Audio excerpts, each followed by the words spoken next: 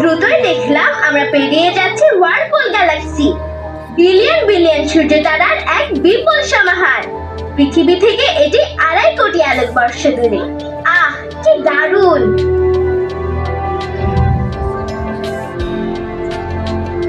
এগোচ্ছি আমরা। নিজেদের গ্রহে ফিরছি নাকি চলে যাচ্ছি মহাকাশের আরো গভীরে?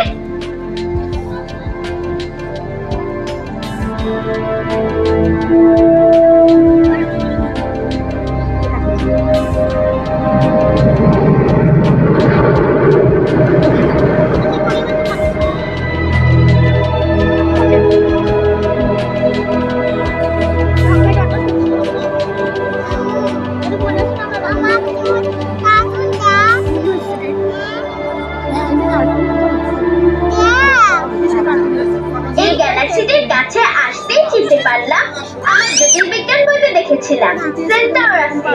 সূর্য থেকে এটা মাত্র 130 কোটি আলোকবর্ষ দূরে।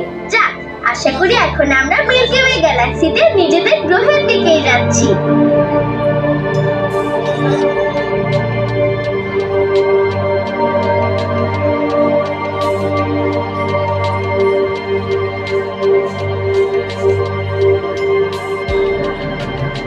এখন আমাদের নভোযান ছুটছে আরেকটি গ্যালাক্সির মধ্য দিয়ে।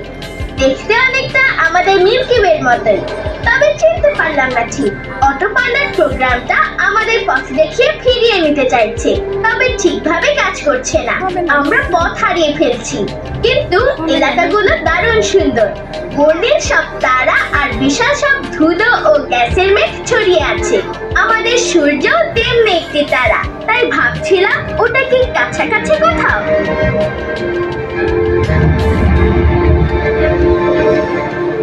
না, আমরা আসলে গ্যালাক্সি কেন্দ্রের বিশাল এক কৃষ্ণগহ্বরের মহাকর্ষীয় টানে সেদিকেই ছুটে যাচ্ছি।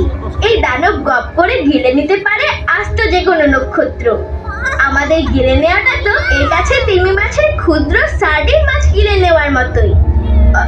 Excuse me. দ্রুত হাত চালিয়ে জরুরি উল্টো মহাকর্ষ পাস চালু করে দিলাম আবার, আর সরে গেলাম আরেক দিকে। দ্রুতই দেখলাম পেরিয়ে যাচ্ছে অপূর্ব সুন্দর সব নক্ষত্রপুঞ্জের মধ্য দিয়ে। জায়গায় জায়গায় গ্যাসের বিশাল সব মেঘমণ্ডলী। এদেরকে বলে নীহারিকা। মনে হলো কোনোটা আমার চেনা। নিশ্চিত মিল্কি ওয়ের ভিতরেই আছে। এটাই আমাদের নিজস্ব গ্যালাক্সি।